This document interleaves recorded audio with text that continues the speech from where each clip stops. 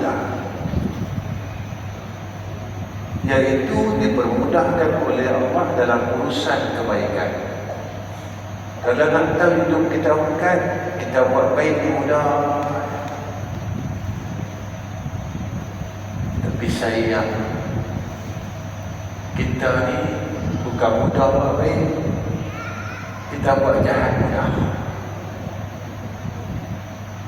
Asal nak buat jahat saja mudah, asal nak buat jahat saja senang. Bila nak buat baik saja macam-macam.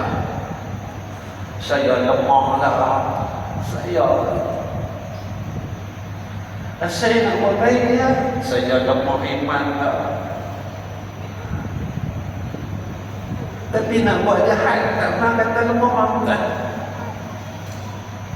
Kita kuat sentiasa nak buat jahat. Tapi bila nak buat baik saja, kita cukup susah lah. Pernah tak kita tanya dalam hidup kita, pasal apa aku nak buat baik susah, aku nak buat jahat senang? Ada jawapan tak dalam hati kita? Kau tak pernah tanya, kau tak pernah minta, pasal apa aku nak buat baik susah? Aku nak jadi baik susah, aku nak jadi anak baik susah, aku nak jadi pak yang baik susah, aku nak jadi abang yang baik susah, aku nak jadi orang baik susah. Pasal apa aku nak berlawan selalu?